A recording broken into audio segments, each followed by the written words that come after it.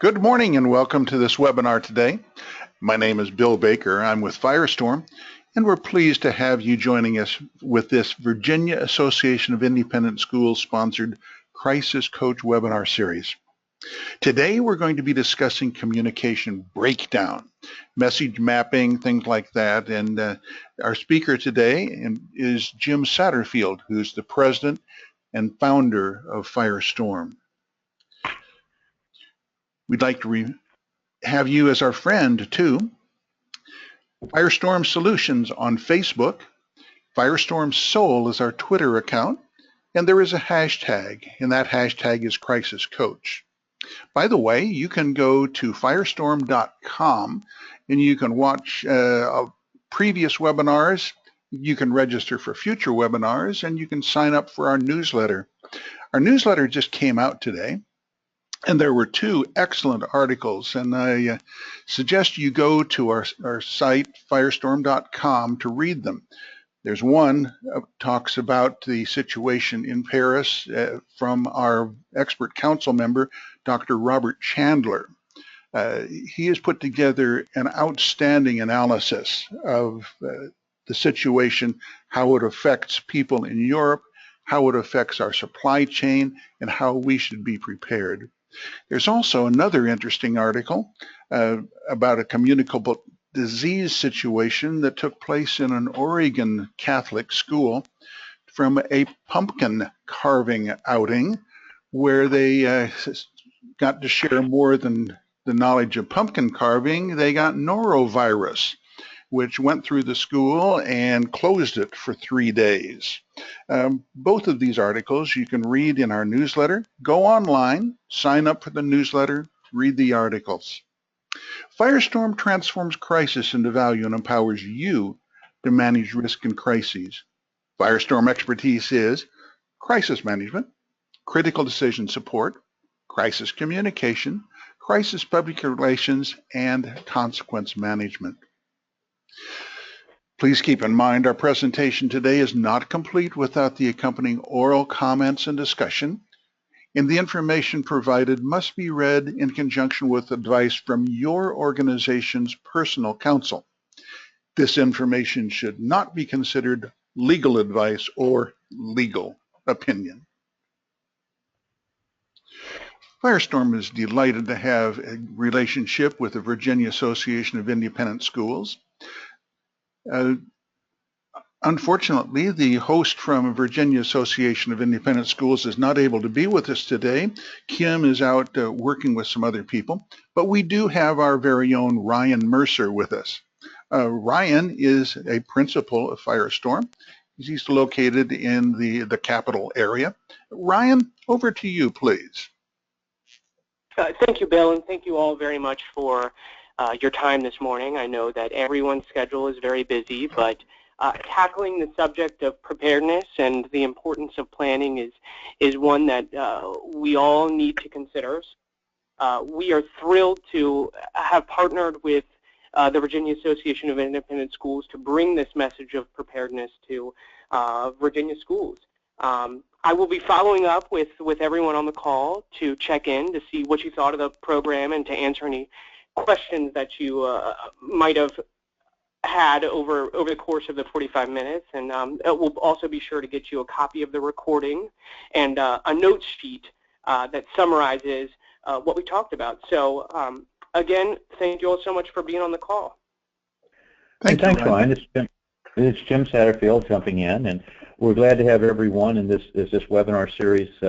This is the second in the series. We started in the fall, and we'll continue through the end of this year and then have a full editorial calendar for next year. And as Bill indicated, they are available that you can go back and catch the ones that you've missed or to get the briefs, as Ryan indicated, for each webinar. Bill mentioned the newsletter that's out, and again, it's at no charge. The article by Dr. Chandler, I think you will find enlightening. He currently is in Austria, and so it gives him not only the perspective from our viewpoint here, but what's going on in Europe at this point. Obviously, our hearts and prayers and thoughts go out to everyone that's involved, and with the second cell being determined and the others there, unfortunately, this becomes a new reality for all of us. In a webinar next year, we'll talk about that particular subject and some of the exposures that impact us all. As we identify the behaviors of concern and have the predictive intelligence to see that those items are starting to occur, will be something that affects all of our schools. The pumpkin story that Bill referred to out of Oregon is a good insight of how communicable illness is a great threat to us in our schools and can affect us in a variety of ways. So both of those will provide you, I think, with some new insights and some thoughts about what you need to do. Our topic today is communications breakdown. It's always the same. And we discussed some bad things happening and lessons learned, and if it was your crisis manager's first crisis last month.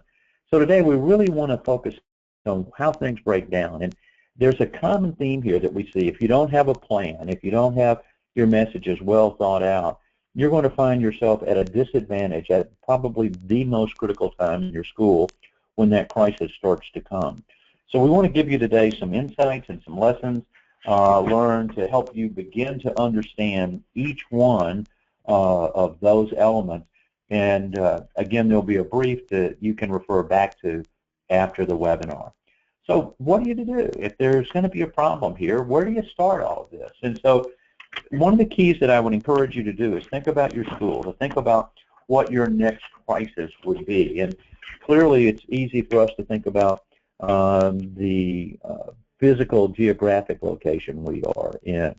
As you're sitting there in Virginia and know that we've got Thanksgiving next week and the holidays and Christmas shortly there behind, and then into winter as we talk about winter storms and ice, those elements. We've had heavy rains, and this year we've seen the flooding in the Carolinas, we've seen the wildfires in the West and the droughts.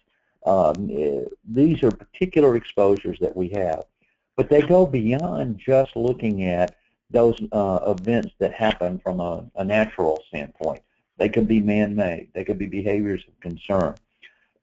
Could be a suicide by a student. I think we were all deeply moved by the shooting in the Florida school last week, where the young man went up to the front of the classroom, picked up a pistol, and shot himself in the head in front of all the students in the room.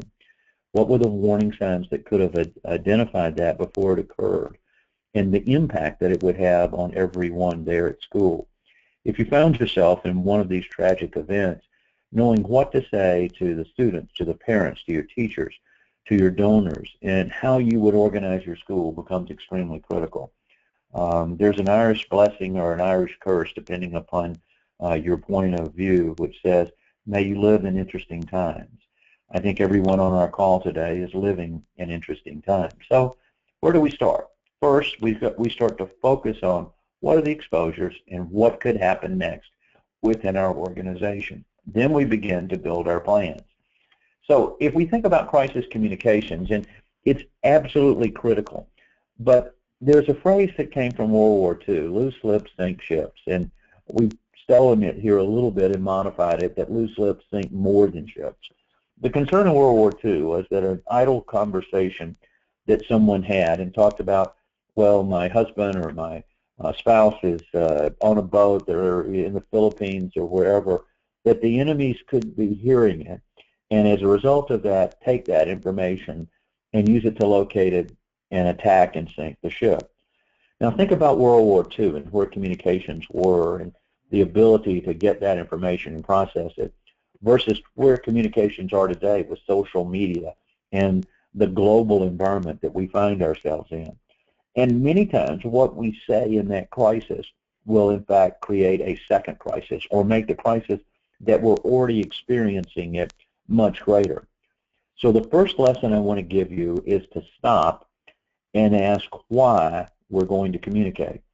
So if you're in charge of communications in your school and someone comes to you and says, we've got to get our message out, we've got to frame this issue, we've got to get in front of it, and those are all words and phrases that we hear repeatedly in crisis. One of the things I want you to do is to slow this down, stop them, and ask, why are we going to communicate? You clearly need to understand what's the value of this communication. And I would encourage you that you want to ask that question 5 times. So when you ask the first why and they give you an answer, then ask the second why. And they give you an answer, then ask the third. If you've gone through 3 why questions and you still feel that there's a need to communicate, you should go ahead and communicate. But many times early in the crisis, the communications will make the problem worse. And so there are many things that you can't talk about. You can't share information about one student with someone other than their family. You can't share information about teachers and directly on specific basis in coming together. So as you focus on this, it's like having that child who wants to touch the stove, and you say, don't touch it, the stove, and they say, why? And you say, well, you'll get burned. Why? And then you say, well, because it's hot. Why? Because we've turned it on and we're getting ready to cook dinner. Why? Well, it's time for us to eat. Now, many times when we find the child asking us those questions repeatedly, we respond a little bit with a reaction of, just do what I say. At this point, there's a lady in our office who has shared that at some point along the way, her line is because God told you to do that, and to look at those particular explanations. But in the purple box on the screen, it says, we've got to weigh the value of the communication against the potential exposure or liability that it creates. We cannot share information about one student with everyone else. And in many cases, we want to be able to deal directly with it. In every single case, if we communicate, we must communicate directly. You know how to reach your students. You know how to reach the parents. You know how to reach your teachers and your staff. We do not need to go through the media in order to deliver a message to our stakeholders, to our supporters in our school. So this beginning is going to frame our crisis communications conversation this morning. Stop, slow it down, and focus on why you're going to communicate. Now, if we're going to do that, what's the process that we go through? We recommend following a predict, plan, perform methodology. You've got to understand what the vulnerabilities and threats are. What will happen associated with this? If you say something, what are the impacts around that? What are you going to monitor? What kind of a response are you looking for that would trigger you to take some additional actions at this point in time? The plan would be, what is the message? What are we going to deliver? What's the medium we're going to use? Is this a phone call? Is this a text message? Is it an email? Is it a letter that's sent out within those areas? And then finally, we have to deliver it. We have to give it. And again, if you've got a spokesperson that's going to be carrying that message, who is it? We generally recommend that that spokesperson is not the head of school initially. There will be a time for the principal or head of school to speak, but not in the first round, because the families and students are going to be looking to that person to take the leadership role in the decisions that we have to make associated with it. So let's break this predict, plan, perform down just a little bit more and focus on these 3 elements. If we think about the communications approach, you need to predict who the audience is. Who are you talking to? What are their concerns? That's going to help us frame those messages. Then we have to tailor the message, the messenger and the media or / media that we're going to communicate in to each stakeholder. What we tell the children in the 1st and 2nd grade might be different than what we share with a senior, would be different perhaps with what we would share with the teachers and the parents associated with it. So you look at your message, it's then tailored in language that's understandable and delivered in a way that will be supportive of what you're trying to accomplish. Who the messenger is, and one of the things that we found, and many times, unfortunately, Firestorm has been called into supporting many schools in crisis, is someone might come up and say, well, I don't need media, but they need media training, referring to others on the staff. One of the things that we found is that generally that person who said they don't need to know media training is probably the individual who needs the training the most. Again, we recommend strongly that if you communicate directly to your stakeholders and not through a third party. That way you're assured that your message will be there. And generally, an oral communication is preferred to a written communication, because once you put something in writing, it takes a life of its own. It can be circulated. Now, sometimes we use that to our advantage. If we write a letter to our parents and send it out or post it on our website, we know that the media will get a copy of it, but they're forced then to be able to quote the letter directly as opposed to taking sound bites out of a conversation in an interview. We would generally recommend that you're not speaking with the media at this point in time in a crisis, and particularly within the first 24 to 48 hours. And then finally, for form, we're going to focus on three key messages. We'll share with you a process in a few minutes, talking about a home basis and message maps, and show you how you can go about developing those in each area. But you want to have, for each question, 3 specific messages that counter that. And we'll talk about how short and concise those need to be, but you want to stick to those messages. And where you can identify them in advance, it's much easier to edit than to create. So if you go back to that PREDICT slide that was up earlier about looking at the vulnerabilities and threats around you, whether it's a fire or a tornado or a winter storm or an active shooter or a communicable illness or a sexual molestation or the death of a student or a suicide, you can think about those questions and begin to prepare the answers now instead of at a time when you're under the highest stress. So why is it so hard to do crisis communications? If you look at the words and the descriptors on the page, it'll give you an idea that it's an environment completely different than what you're doing day to day within the school. You've got a rapidly escalating flow of events. You've got insufficient and inaccurate information. It's very easy to know if you've got all the facts what to do and what to say, but generally in a crisis, you're not going to have that, and much of what you know will in fact be wrong.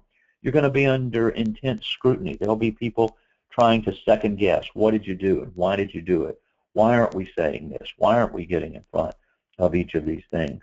There'll be a loss of command and control. Others may take over the message that will be given out. And if the media is involved, and we find in a great many of these events that the media is contacting your students via social media, asking them to go on camera, to become directly involved in those particular areas. And how you respond to this crisis will create the second crisis as they start to look and second guess. And the term I think we've all heard is Monday morning quarterback of why did you do this or why did you not do that within your school. So your brand and reputation are under attack, but I don't want you to ever forget the next line there. Every crisis is a human crisis. That's someone's son or daughter or mother or father or brother or sister, and they're going to react directly as a result of that. And so we have to keep that in mind with our messaging and how we communicate. If you're silent at this point, that is going to be associated with guilt, or perhaps maybe you didn't do everything that you should have. And the last is, in this crisis, it's coming to you as a surprise. If it wasn't, you would have already known about it and you would have dealt with it. So by definition, it's a surprise. I often say that the last time a surprise was good, I was 5 years old and it was my birthday. So if you think about that, this is the environment in which you're going to be asked to communicate. So what's the process? How do we go about it? Look at the first bullet there. We must assess the situation and determine if that response is warranted at this time or, in fact, ever. Not every crisis are we going to be sending a message out. Remember the slide very earlier where we talked about ask why 5 times? So if there's something that's happened and we feel the pressure to communicate, you want to slow that down and ask that why question 5 times to determine that we need to communicate. Then if we are going to do that, we identify the key audiences, the stakeholders. Who are we going to be talking to? We align our message maps, and those are pre-written statements to the audiences. And again, where this thing is going to be the breakdown, if you don't take the time to do that now, when you're not under pressure, when it's not your students that are at risk, it'll become that much more difficult when you're dealing in an emotional event. You've got to monitor all the facts about it. What you're going to hear initially is that there were multiple people involved, and it turned out to only be one. You're going to hear that it was contained, and in fact it's not contained. So you've got to recognize that and monitoring that feedback loop. And if you haven't created an intelligence network within your school, if you don't have a better understanding of what's being said and understood by your students, by your teachers, then you and your parents, you're going to find yourself at a disadvantage. We'll talk a little bit more about an intelligence network, and we've done that in other webinars, and we'll continue to expand. But the extent today is that when people know, they talk, and where do people talk? They talk on social media. And so having tools that help you listen and look in that area will become extremely critical as you work in your communications. Then you communicate directly to the stakeholders as you require. You're going to be focused on minimizing rumors. You want to regularly conduct a debrief. How is it going? Is our message getting out there? And that is another aspect of the monitoring. You want to see what people's reactions are to what you've said at your school, how you're framing those issues.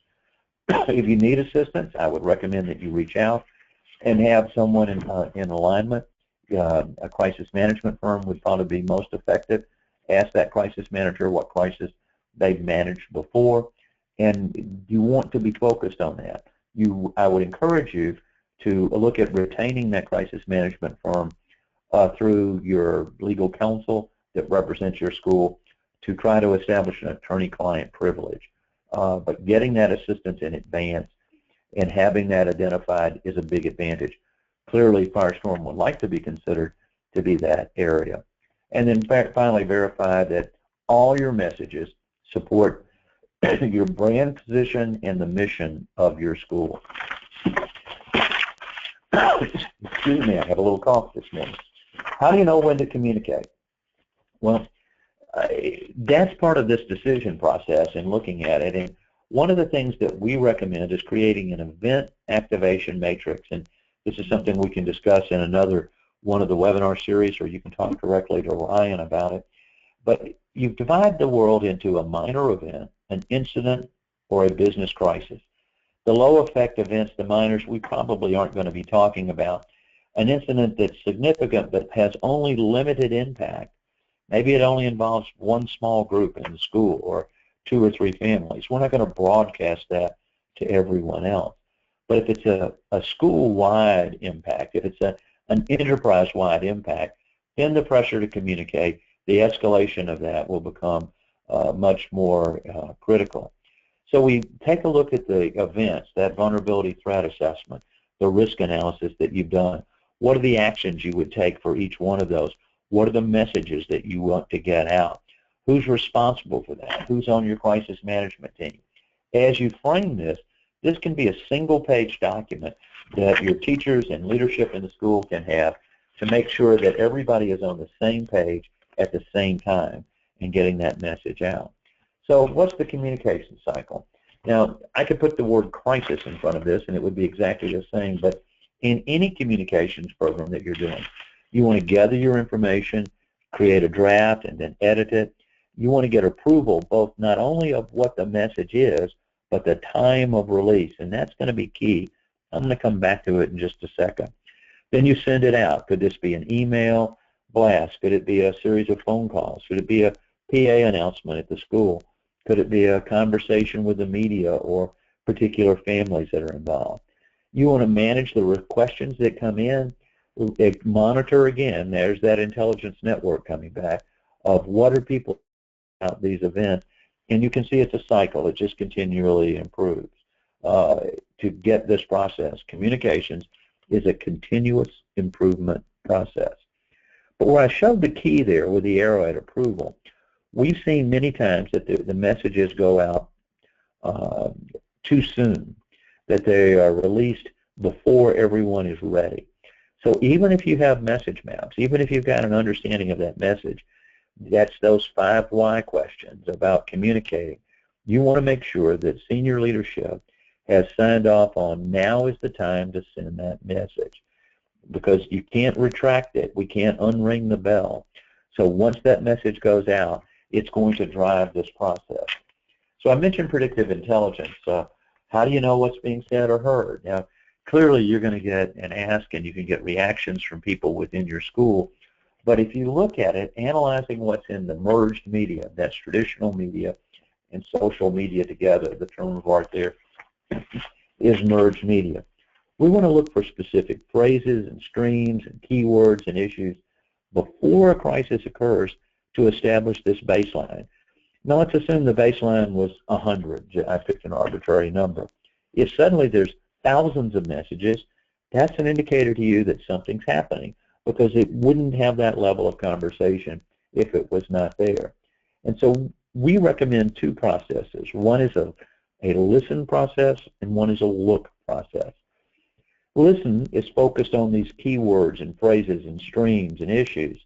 And so once we identify a person of interest or an event of interest, then we can look specifically at it with a different tool and look at the sphere of influence that that message has, that the person who's the author that's sending it would have. And we can go back in time and see what they were doing on Tuesday of last week and verify from those elements. We can set up a geofence around a location and look at messages in and out.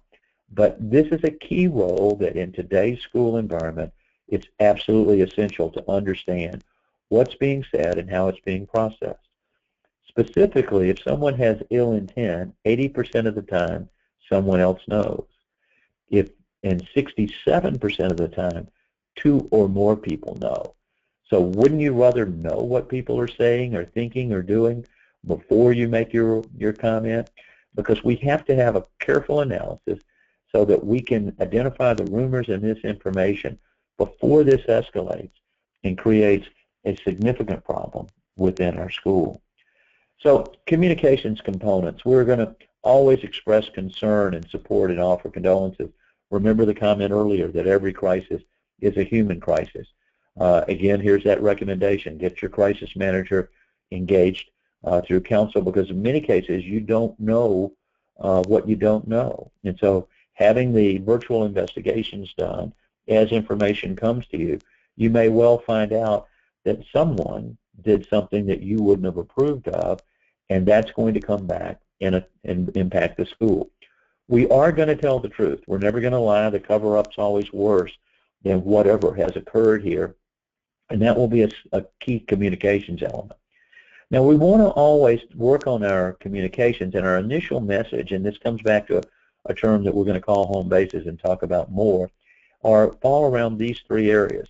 These are worth writing down. So if you're listening today and you want to take some notes, the first message is you're not going to be defined by the event. The second is that you'll invent the future. And third, you'll embrace the families. Whatever bad thing happened at your school, that's not what your school is. We did the crisis management at Virginia Tech 8 years ago after the shootings there, and the horrific event, that's the largest episode of workplace violence in the United States history, really wasn't what Virginia Tech was about, and we didn't want it to define them. Secondly, you're going to invent the future. If something bad's occurred, what's the school going to do to make sure that this doesn't happen again? Now, you want to have your school recognize that you're prepared and that you are ready to deal with whatever is going to happen. And third, that you're going to embrace the families and keep the focus on those that were directly impacted here, and that's where it would come together. So this is a little primer for you if you're forced into a crisis communications to think about it. Now I'm going to tell you 3 other things here. If you're trying to communicate, there are 3 big buckets that your communications will fall in. The first bucket is coordination. Generally, that's going to happen very early in the crisis. If you feel you must communicate, it's probably going to be a coordination communication. It could be a PA announcement that we're going to lock down or lock out or evacuate or shelter in place. Generally, those communications tend to be more internal. Now, if you've got to close the building and send the students home, then you would communicate directly with the parents on a coordination basis that we have a reunifications plan, and here's where we're going to go and meet, and you can find your child. Again, one of the failures that we find in schools regularly is they've not thought about reunification and where they will hold it, and particularly if something's happened to their primary building. The second bucket is more external. It comes a little later in the crisis, And this bucket is labeled crisis. So the first bucket is coordination, internal, early. The second is going to be crisis. It's going to be involving the brand and reputation of your school. It will generally be an external communication, and it will be tailored for your stakeholder groups, your parents, your students, your teachers, and your faculty. This will be the issue that will determine, is your school going to be defined by this event, or will that pass? If I bring the name Penn State up in our call today, you're going to think about Jerry Sandusky and the sexual abuse that occurred there with children. That defined that school, and they're working very hard to change that. But again, that's the first thing that comes to your mind. The last bucket of communications will be one of compliance. In many cases, you're going to be required to communicate, and this, again, is because of the information. If you know that a child is a victim of violence or sexual molestation, domestic violence, or others, you have a responsibility as a teacher or a faculty member to communicate that directly to the authorities. You have a lot of sensitive data and information in your files. If you've had a cyber breach, you may have to tell those people whose information was stolen and what they need to do. So your communications are either going to be coordination addressing, crisis addressing, or compliance addressing as you think through it. I always want you to focus on why you communicate. Remember that rule of asking the why question 5 times. It'll make a big difference for you. And the up and down arrows here are focusing internally and externally within your organization. But remember, always in your communication, it's about the listener. It's about the reader of that communication. That's who we're writing to make sure that our message is understood. So I mentioned home bases, and I gave you those 3 examples. We're going to touch on those again in just a minute. But those are the things that we can prepare right now, right at this very moment, so that you don't have to wait for a crisis. And if you find that microphone pushed in your face, that you've got to respond to say something, you're only going to give those home bases. That is much better than saying no comment. We all see that television story and the microphone in the person's face and they're saying no comment, which means you guys did something wrong, didn't you? So if you can talk about that whatever this event is doesn't define our school, that we're going to invent the future and make this the safest school in the state of Virginia. But right now our focus is helping those families that were directly involved. That comes across much better than saying no comment. And so I want you to think about this. This is a way to empower you to answer any question in a crisis. You can go on your website right now and you can look and say what the mission statement is for your school. You can see that you're focused on providing the best academic opportunity, that you're going to instill values and support traditions, that you're going to help build athletes and build an entire student. Whatever those words are in your school, pulling that together, putting them as a home base, and then having it set up so that in a crisis, we're going to focus first on that. So if you think about that, well, Virginia Tech, again, the events were, we will not be defined by this event. We will invent the future. We'll embrace the families. You cannot get in trouble with those 3 bases. If you start talking about the specifics of the event, you open an area that could potentially be a problem. So what does define you? What will you do to make sure this doesn't happen again or to fix this issue? And then what will you do to support those who are impacted by the crisis? Keeping your focus on those home bases will improve the response. But where do we go from here? And where do we go with message maps? What are the questions that people are going to want to know the answers to? And so we begin to think about this, and it's a key area, and it's a powerful tool that you get this concise message out. And so we list down the questions, we list what our first answer to it is, our second, and our third, and they're in a hierarchy. Here's the first group that we'll deal with, here's the second as we're coming together. So the message maps identify what you want the target audience to know. Remember each one of those stakeholder groups, teachers, students, parents, the public. Identify what you need to do to correct any rumors or misperceptions, prepare the 3 key messages associated with that question. Those become the talking points. And you provide any other support or follow-up that's needed there. We want to keep them very simple and short. If you're answering a question, I'd like it to be 1 sentence, at the most 2. And use the shortest sentence. It should average no more than 10 words. And use the smallest words that you can. This is not a time for complexity. This is the time to make sure you're understood in your communications. Everyone is under stress. A crisis is a key turning point within your school and the life of it. Document them in writing and practice delivering those. Show how it would be if you said it orally or if you included it in an email. And practice makes the delivery better. Here's a template that you can start to work with, and you could set up an Excel spreadsheet. And you would set up what's the question of concern, identify what its impact would be, and then identify the stakeholder. Who's going to be concerned about that? Then what's my first key message, my second, and my third associated with that question or concern? And the medium, how are we going to deliver it? Now, as you start writing all those down, what would happen if you had a tornado or a fire, or you had a structural failure of the building, or there was an accusation of sexual molestation, or you had the death of a student, or there was a drug problem, or there was fraud, or some other aspect associated with the school? It would be quite long. Then we think about looking at what the impacts are, what is the stakeholder for that, and then what our message would be. Well, we might take the same question and list it once for a parent and a different listing for the student or a teacher. And then as you write those 3 key messages down, the rule is that when you're giving them, you give the first message and then you're quiet. If there's a follow-up question from the person who's asking it, you give the second associated with it and then you're quiet. If they ask a third, then you're here and you give that message and then you're quiet. If they come back and ask again about the same area, you go back to the home bases that we talked about. In this way, you're controlling the message and the theme and making sure that your message is being interpreted as closely and as correctly as you can. But the key element here is you don't give all 3 messages at one time. Oh, you asked the question, first is this, second is that, and third? No.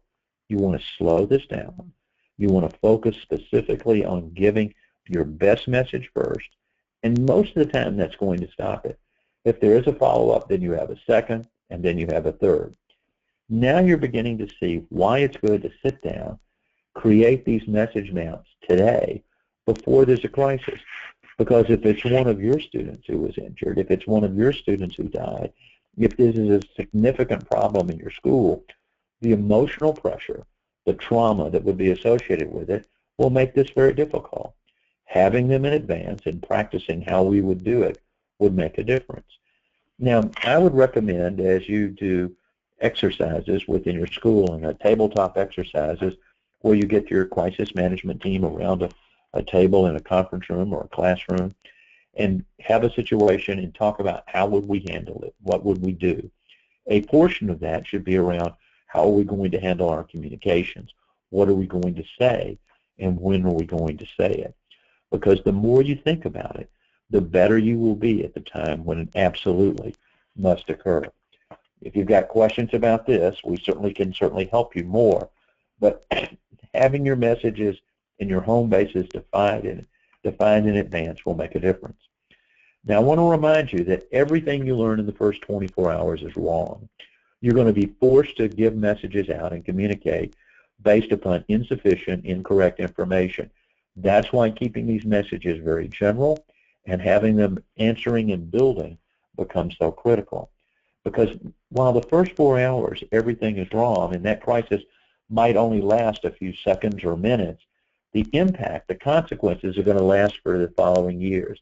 And that will start to define who your school is and what will happen there. And so we have to be very clear as we're thinking about crisis communications that we're focused on the consequences of the event and the consequences specifically of the communications. Now, I showed you a version of the slide very early in our conversation today, but I wanted to bring it back and encourage you to remember to ask why.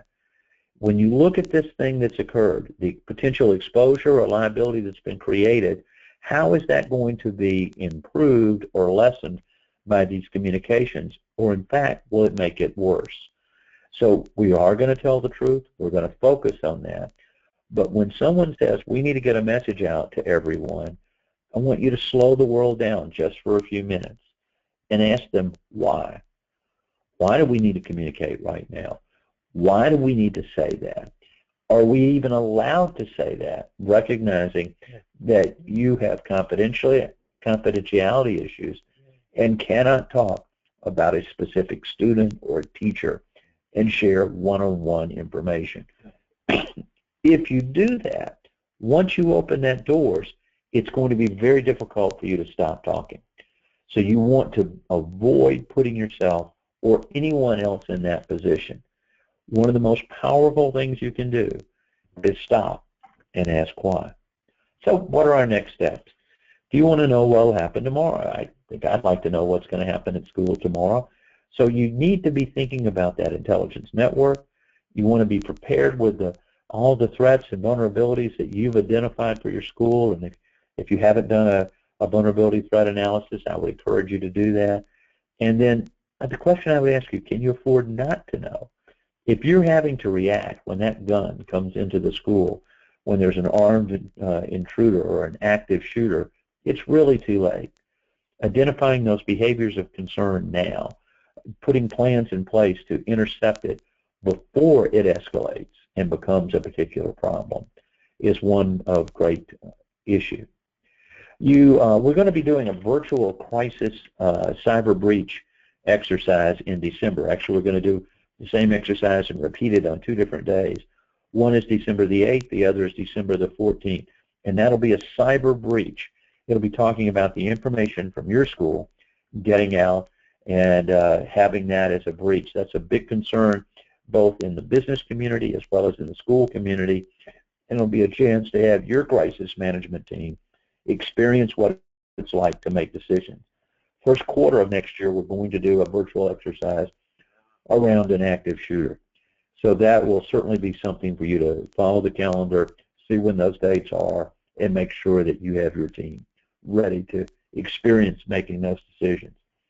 I would encourage you to align your plans to standards and best practices. There's a standard protocol, lockdown, lockout, shelter in place, and evacuate. There are standards around background checks and behaviors of concern. You want to make sure your plans align to that. As a result, the Virginia Association of Independent Schools has made it possible for you to get a facilitated self-assessment of your current plans, and Brian is available to do that for you, and that's at no cost to your school. That's a $2,500 assessment that, because of the Virginia Association, there's no cost. I would encourage you to think about designing that intelligence network, getting your plans put on smart devices and phones. There's no longer enough to have them on a binder on the shelf. You want to get them onto your phone, and we can talk with you about that or schedule training. If you want a brief or from today's webinar, you can go to firestorm.com/briefs, click on the link there, and it will take you so that there will be a summary of this event. You can also go there and see the recording that we've done today or share that with others within your school. Our thanks out to the Virginia Association of Independent Schools for arranging this Crisis Coach webinar series. Ryan, do you want to say anything before we wrap up today? Again, I'll be following up with everyone to answer any questions that this talk might have generated. Also want to remind everyone that as a result of your membership with the Virginia Association of Independent Schools, Firestorm is offering a 1-hour consultation free of charge for any school experiencing a crisis, where we can help walk through the process, answer the right questions quickly and efficiently. It's our goal that we tackle these issues ahead of time, so we're not waiting until the crisis to learn how to manage the crisis. But again, that's also available to you all. Thanks, Ryan. I hope to get to meet many of you. I would prefer not to meet you in the middle of a crisis, but we look forward to sharing and working with you in this area. If you've got questions, you can go to firestorm.com and get the brief, or to ask them. There's a contact form there. You can send us an email directly at webinars@firestorm.com, or you can pick up the phone and call us at 800-321-2219. The events in Paris show that we live in a different world, in a different time. There are those that would disrupt our lives in a variety of ways. Incidents happen quickly. It's the blink of an eye. Suddenly the lives are changed all around us. I thank you for the work and the service that you give every day, helping the young people in our country. The exposures are great. The challenges are gigantic. You are making a difference in the lives of those around you, and we really appreciate it. Unfortunately, crises do occur. What you do, you say, will make a difference to those that are involved. We're glad to share this information. We look forward to being your crisis coach. Let us know if we can help in any way. Thanks, everyone. Have a great day, and happy Thanksgiving. Goodbye.